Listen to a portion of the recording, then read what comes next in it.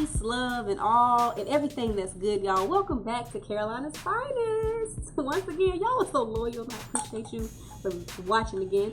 I am Bird Nefertiti, your host, and today we have a guest with us that knows how to manipulate energy, y'all. He is a poet from High Point and Greensboro, North Carolina, and he is going to share what he has been through in the game, share what he has, what got him to this moment, and some of his thoughts, and hopefully, and I actually know what, I'm actually pretty sure that he's going to enlighten us today, y'all. So just stay tuned and welcome today, Clarity. How you doing, Clarity? I'm doing wonderful, wonderful. Good to have you on the show today. Man, it's wonderful to be here. Oh, okay. Well, let's just get right into it. Is that cool with you? Let's make it happen. Okay. So the first meme that we're going to discuss today says, "Me trying to find seeded grapes and watermelons at the grocery store like." So what do you think about this meme? How does it make you feel? What fills your head when you see this meme? Well, it's true.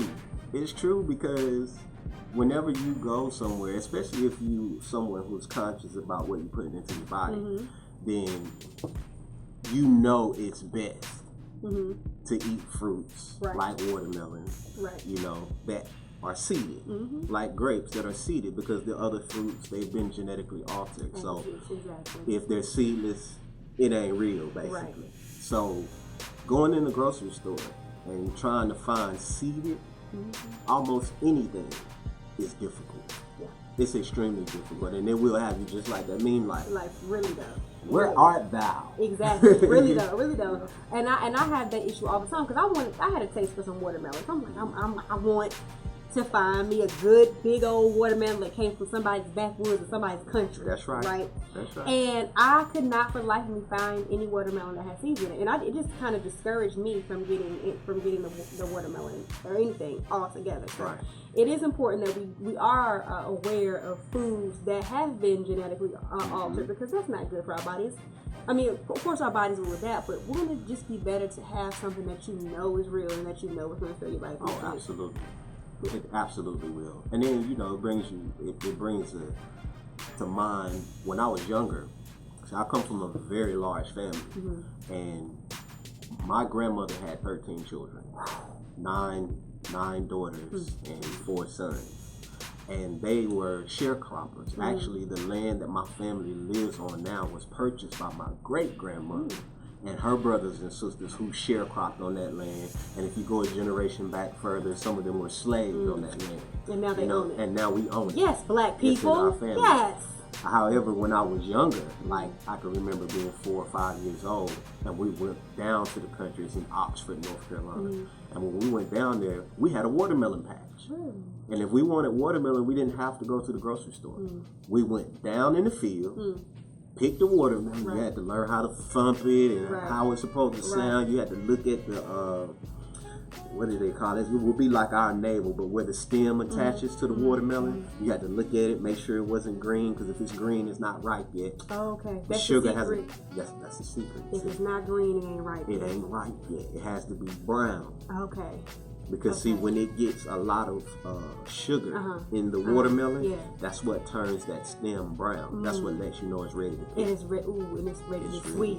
You ain't got to add no sugar. You ain't got to put no salt on nothing. You just go at it how it is. Natural, all natural sugar. So you ain't got to worry about nothing. Just go for it. I hope y'all caught on to this. I didn't know that until just now. Absolutely. Okay. All right. Absolutely. That's good stuff. Okay, I didn't mean to cut you off. What were you saying about the watermelon patch? And I was excited about that information. It was back to the meme. Okay. You know what I'm saying? We didn't have to search and look for something that was right. Right. All we had to do was go down in the garden and get it. You see what I'm saying? Are you saying and we've gotten away from that. That's it. I was waiting for you to make it clear, Clarity. I was waiting for you to make it clear, because I knew you was going to do that. Yeah, well, that's what I try to do. You know what I'm saying? That's my aim and purpose. Right. You know, so as a people, just as a whole, and I mean, I can bear witness to it through my own family. So the second meme says, just because you took longer than others doesn't mean you failed. Remember that. Absolutely. What do you think about that one? Everyone grows at their own pace. Everyone. We're not here. There is no ruler that everyone can be measured by. That is something we were taught That's something that this system tries to do, but it doesn't work. And that's why the system is failing the way that it is. If you look at the educational system, they try to put every child on the same standard or on the same learning curve, and if this child doesn't pay attention the way this child pays attention, then this child has ADHD. Something's wrong with this child, but that's not accurate. You know what I'm saying? You're just not teaching at a level that sparks that child's interest. You see what I'm saying? Maybe you shouldn't have them sitting in the class. Maybe they need to go out on the farm and get some hands-on. I said the same thing, you know? Clarity. If little Jaquan can't swim, go teach him how to change a tire. Exactly. Something he can do. Exactly. An oil change. Something. Build a chair. Build a chair. Build a desk that he's not paying attention to. That's right.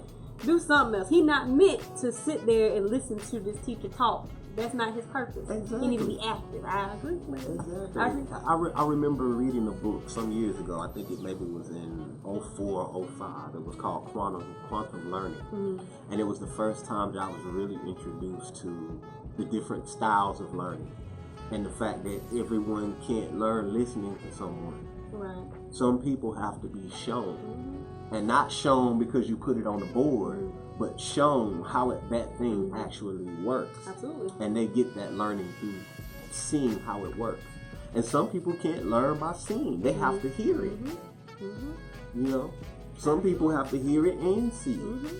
You know? And then, so it's we're dynamic individuals. Right. Human beings are. We're extremely dynamic individuals. And because we're not all here walking, we're not here to learn the same lessons. Right. You know how they say there's nothing new under the sun? Well, I believe that. I believe that each of us have been here on this planet a number of times in this human experience. And that's all it is. We're spiritual beings having a human experience. Y'all better be taking notes with Clarity today, because he's going to make it clear. I'm just saying. You're going to learn today, that's for sure. All right, so which meat do you think was best? The first one with the watermelon, or the second one with the just because it took you longer than the moon felt? Well, I mean, I think that there's no better. I think they both are right on time. And if you look, you can find a relation there. Okay. You know, because you're out there searching, you know, for something that you know is good for you, something that you know is healthy for you. And if it takes you longer than someone else to find it, don't mean you failed. It's just you needed to go through a different process. Right. You need to go on a different journey to get to that point. Right.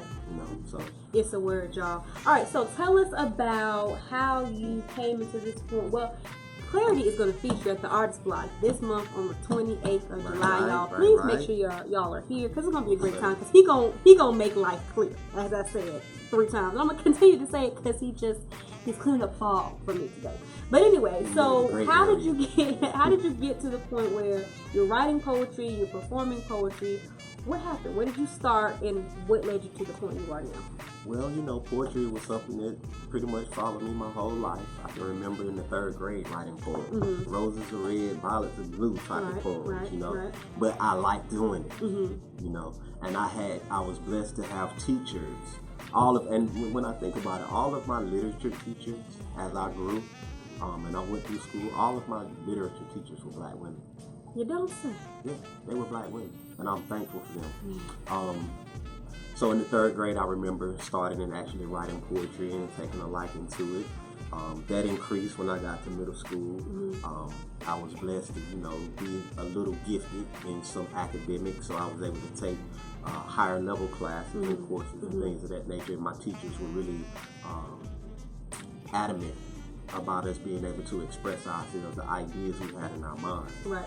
However, if it was any one point that I would have to look at and say, this is what really did it, 9th grade, High Point Andrews, Miss Gail Hatcher, African American. You better know her first and last name. Never forget her. Okay. Never forget her. Why was she so significant? Because she was an awesome person. She loved life, and she really, really loved literature. So everything that she taught us, she was excited about it. Right. It wasn't like she came to work like she didn't want to be there. Right.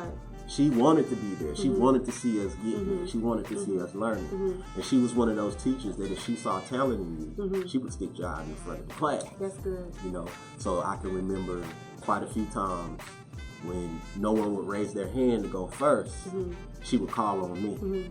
And I would go up and recite my piece. And at that time, I was into rap and everything, so I was familiar with writing and putting words together and rhyming and, you know, similes and metaphors and all that sort of thing. So I got up there and I did my thing, you know, and I was nervous like everyone else, but I wasn't afraid.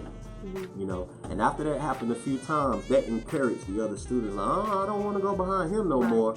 Let me go now. Let me be first. Let him go last.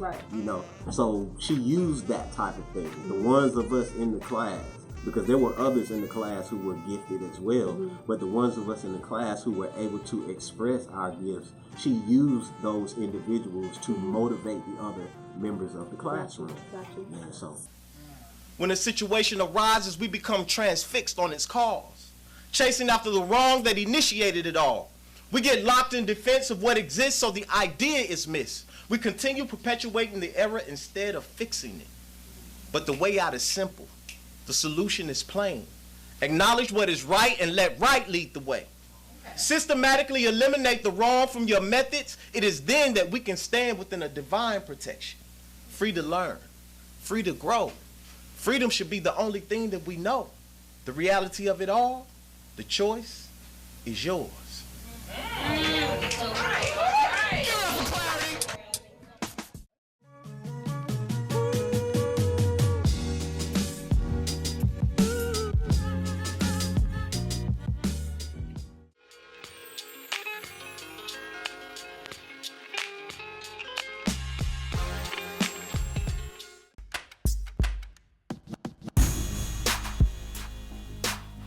So Clarity, what was the moment that led you into performing your work in front of grand audiences? Well, back in high school, me and my cousin Sion, who will be here on July 28th, performing with me. So make sure y'all there at the Artist Block. Doors open at 7? 9?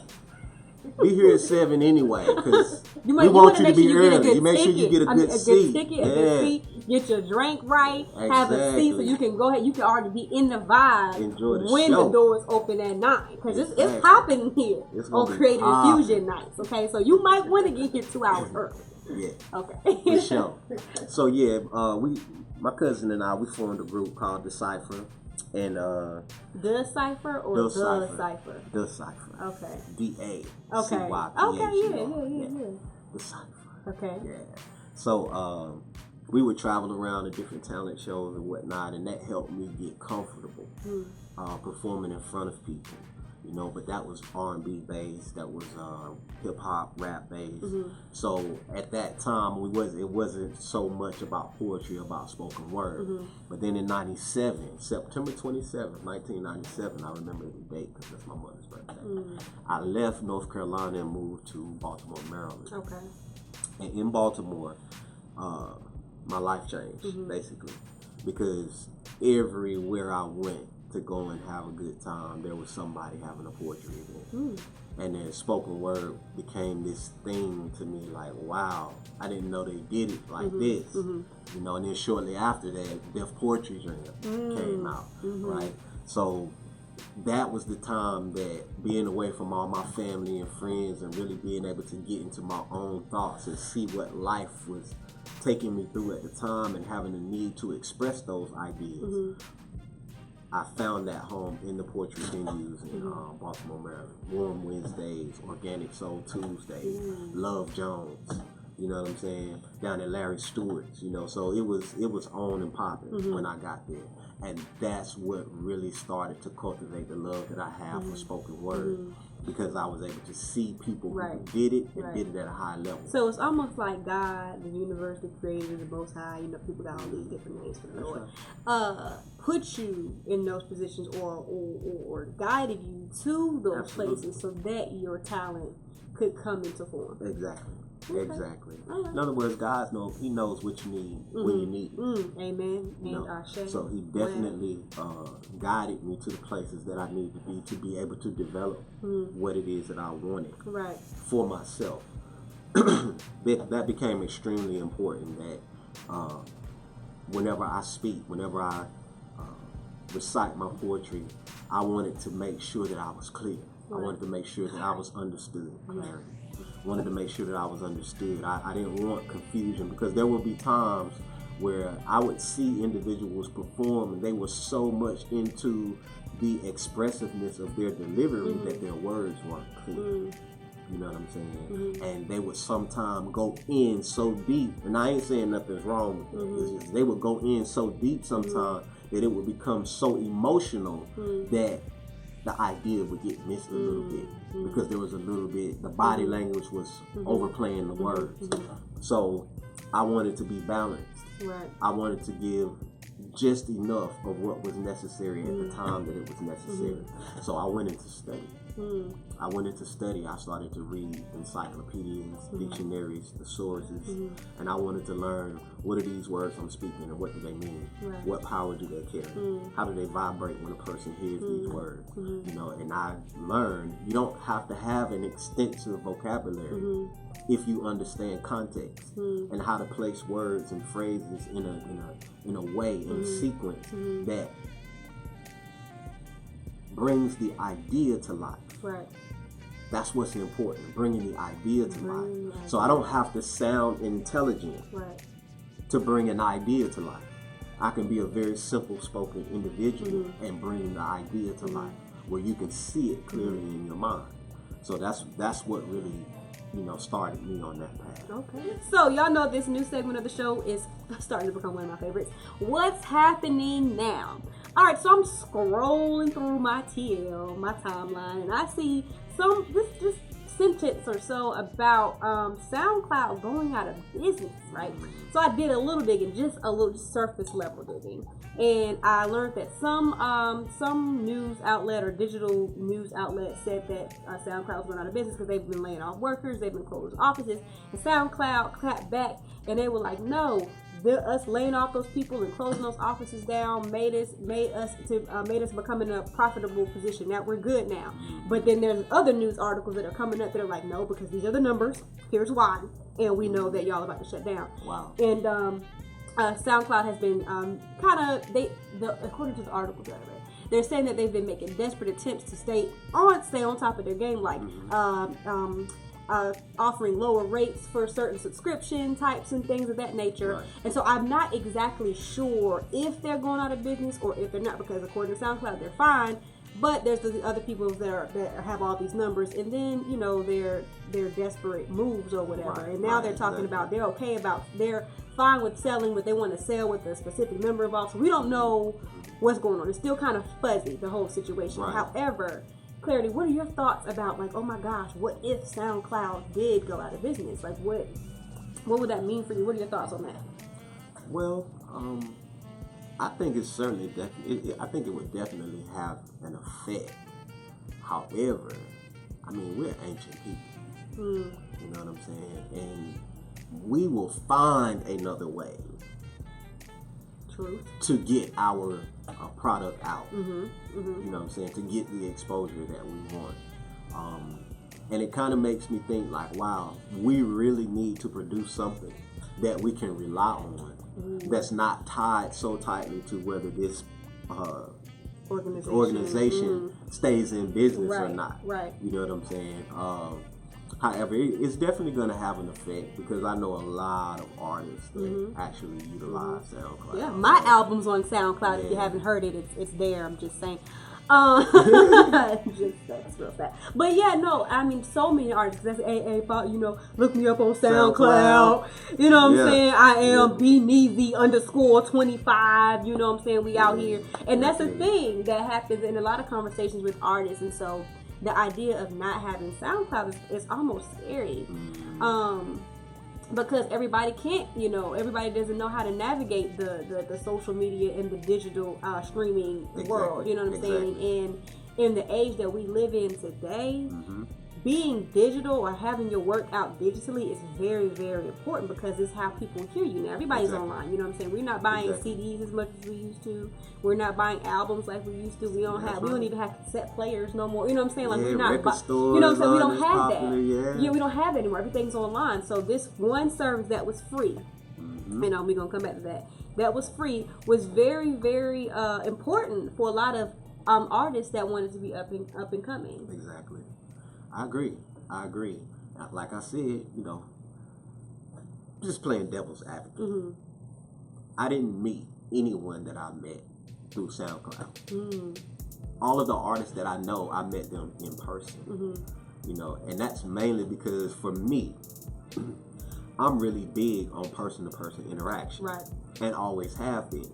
Right. You know what I'm saying? I love to hear a person's album, go buy their album or whatnot to support them. But at the end of the day, are you that for real? When you come in concert, where can I go and see you? That's something that I've always held like really in really high esteem. So, like I said, yes, it's gonna have an effect. Right. You know, because there's so much energy that has been placed in that particular idea. Right. However, at the same time, that's not going to stop us. Oh yeah, absolutely. It's not going to stop absolutely us. Not. If anything, I'm hoping that this whole issue with SoundCloud, as we see how the dust is going to settle, if anything, I'm hoping that it makes us artists and people who follow artists, you know, people who are actual fans of local artists. Exactly. I'm hoping that this scare pushes people to say, okay, well, it looks like SoundCloud might be going out of business because nobody is really paying for that service. It's a free service. You know what I'm saying? So maybe I should support my local artists that I am a fan of, or just artists in general,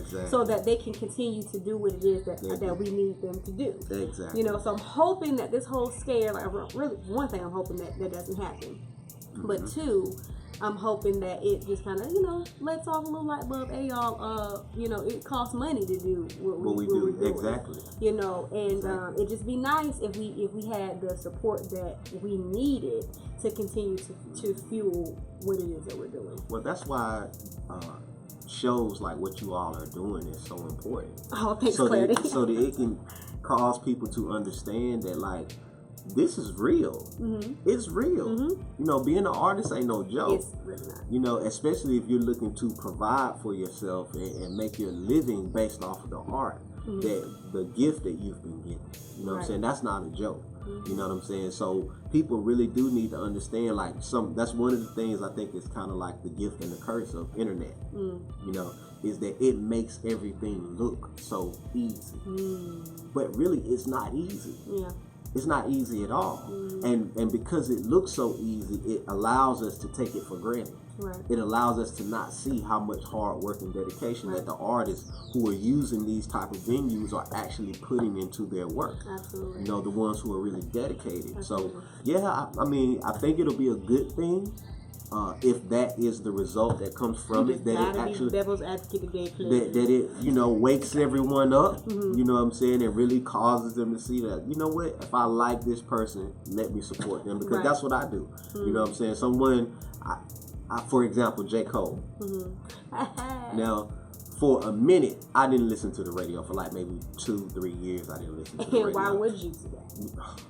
Please. Let's not we ain't gonna go about there. that. That's a whole other conversation. We ain't gonna go there, but you know, now they know. However, someone let me hear it. And I said, man, let me borrow the CD. Let me borrow it. I listened to it. I gave him his back and went and bought one. You gave it back? I gave it back. Because I would think that borrowing CDs are like borrowing books. You ain't never gonna see them things again. No. I try to do unto others as I would have them do unto me. Amen. Don't borrow my stuff and just walk off with it and keep it like it's yours. I'm gonna remember. I'll let you borrow a pen.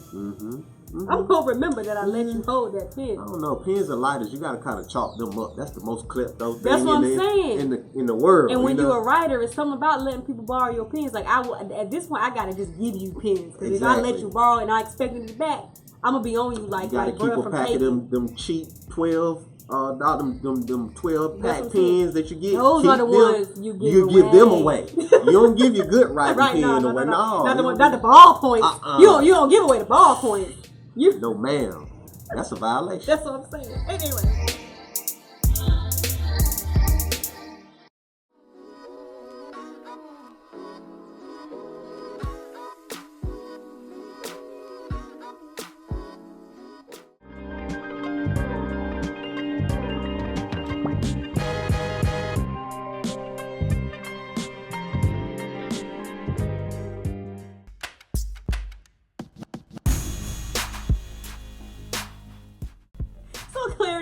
are some things that we can look forward to with your work? Like, what are some upcoming projects? We know you're going to be here at the Artist Block July 28th. Absolutely. But what else you got going on? Where can we hear you? Where can we find you? What you got? Well, you definitely can find me on my Facebook page. That's Clarity417.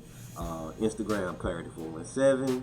So anywhere, any social media, Clarity417 is how you'll find me. However, what I'm doing right now, see, I'm a builder. Okay. I build with my hands. That's good. You know, so, Jesus was a carpenter. Absolutely. Okay. Absolutely. And he also built minds and spirits, right? Mm-hmm. All right. So Amen. What I'm working on right now actually is developing a few businesses that will afford people the opportunity to be able to come and cultivate their talents. Regardless of what their talent is, whatever type of artist that they are, they'll be able to come and cultivate and develop that talent.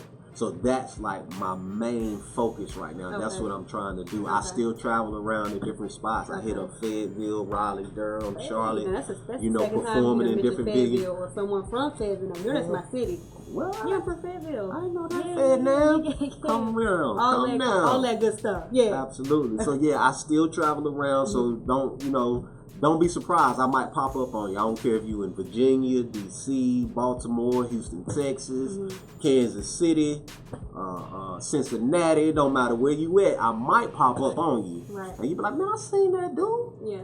I know him from somewhere. Oh. So I think it's best that y'all make sure y'all follow Clarity on Instagram, Facebook, and all that good stuff. Clarity417, so that you can be on the lookout for when he's out here, when he's performing and things of that nature. All right, ready for pop questions? Absolutely. All right, first question, my favorite. Who was your favorite person in Black history and why? Who is my favorite person in Black history and why? Yeah. Well, let it soak in. Well, to be perfectly honest, you wouldn't know my favorite person in Black history. Okay. That would be Ma Oakley. Ma Oakley. She's my great grandmother. Okay. And like I said, I thought I thought he was trying to challenge me. No. I was like, what you mean? In my mind, I was like, what you mean? I ain't gonna know. Try me. Try, but I didn't. Okay, yeah. That's your grandma. That's fam. Okay, cool. Family. That's cool. Right. So that's one of the blessings I had of coming through the family that I actually came through, because my great grandmother bought the land that her parents were slaves on. You see what I'm saying? And she didn't just buy it; she was a business woman. So she bought it, cultivated it, and raised her entire family. Her brothers and sisters, they all raised their entire families off this land. Wow. To the point we still have that land in our family today. So when I think about Black history, I go into my own family and I learn and find out more about my own family, because that's my connection to those greater individuals. You see what I'm saying? The ones that are somewhat shining stars. You gotta have a foundation. Right. Facts. You know? Oh, that's very true. All right, number 2. How do you clean your instruments? How do I clean my instruments? I know that's a tough one. Well, I just came off of an 8-day fast. Ooh. And I did just water and smoothies. I did vegetable smoothies, greens. That's one of the ways that I do it. I also take like different baths. There are different baths that you can take. Tea I didn't baths. know men took baths. Yeah, you have to bathe. Yeah, I mean, I don't mean wrenching off. Sure. Anybody can wrench off. Shower. Take a shower. No, but you like have to bathe. You have to get in the water. But see, again, I'm a working man. Okay. I do construction. Okay. My muscles get tired and sore. Okay. And nothing works on tired, sore muscles like a little Epsom salt. You're right. Right? That's so true. if you're going to get that remedy, you're going to have to run you some good hot bath water and sit your rusty dusty in it, you know? Yeah, you're going to have to get in the bath water. Get in the bath water, you have people. a country accent? Oh, absolutely. Okay. Cool. I'm from the country. Just making sure you knew that. Oh, absolutely. Okay, cool. All right. So you take baths, what else? I take baths, and then I study. Not only do I study myself, but I study my environment, because I believe that your environment will speak to you and let you know when something is going on with you that isn't right. And because I'm a poet, not only is my voice important, however my mind, because my mind is what generates what you hear. Right. So I study to make sure that what I'm feeding myself spiritually is the appropriate. You see what I'm saying? And sometimes I have to do a cleansing, so I won't watch TV. Right. I won't do social media. Right. You know what I'm saying? I won't go to the movies. Right. You know, I won't listen to the radio because that allows me to purify or cleanse myself so I can hear my own thoughts. And then that allows me to know when I'm talking to me or if there's a voice coming from a higher level than where I'm at that's trying to guide me. You know, some of us are disobedient and we don't know how to listen because we're not clean. That's beautiful. Yeah. That's good. That's good. I'm actually on a cleanse of sorts right now, so I definitely identify with that. Okay, last question. Do you speak to yourself, and if so, what do you say? Steph is gonna be alright, man. Keep pushing. You know, you're gonna get there no matter how hard it seems. Trust me, somebody's got it harder than you. Yeah, so motivational things of motivation is how I speak to myself. So yes, I do speak to myself. Okay. And Proud of it, huh? Oh, absolutely. Yeah. I have not. I mean, how you gonna really speak to someone else if you don't speak to yourself? Right. Sometimes how do you? Intensity in space, y'all. I mean, you gotta know That's how real. you sound. You know, That's real. like okay. So you asked me earlier about performing. So what I used to do, I used to record myself and listen to myself to see if I sounded the way I think I sound. And you know, my voice sounds nothing like the way I hear In it. your mind. In my mind. Clarity, I thought I was the only person. No, you're not by yourself with that one, man. My voice sounds nothing like how I think. And I just I feel like I've been bamboozled. Like, what is this? Like, cause in my mind I sound tough. You know what I'm saying? I got it. Well, I got it together. But like, it's just a different voice. Like, literally, it sounds like a different voice. And then when I hear myself on whatever, I'm just like, that's me. That's the same. That's very interesting. But if someone else hears it, if someone else hears that recording, they will hear, oh, that's you. Yeah. Ain't that crazy? Why do you think God says that like that? So that you will always realize that it's not just about you. You're a part of a whole, and you need a reflection. And the people around us are our reflection. If you think about it, when God blesses you, most of the time He blesses you through other people. I knew you was gonna say that. Yeah, He blesses you through other people. So that's to let you know you cannot be without. You're a cell. You're a fraction of the whole. So when you start isolating yourself, you're killing yourself because you can't do it by yourself. That's true. You can't do it by yourself, so you really shouldn't even be trying to do it by yourself.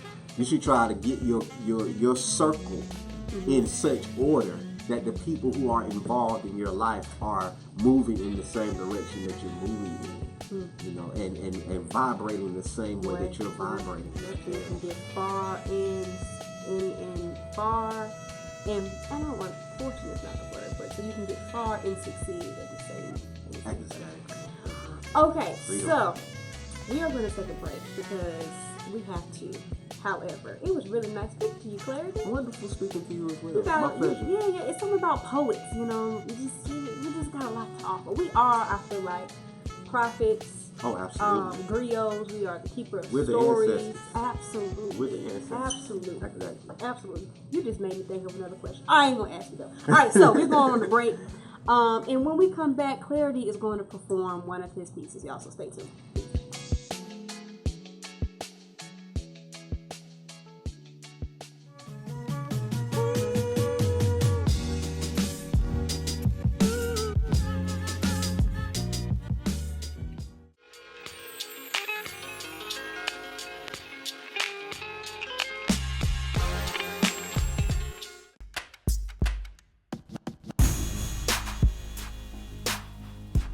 Y'all, we are back, Carolina's Finest, and we have Clarity on the paint palette. He's about to bless you all with something very beautiful.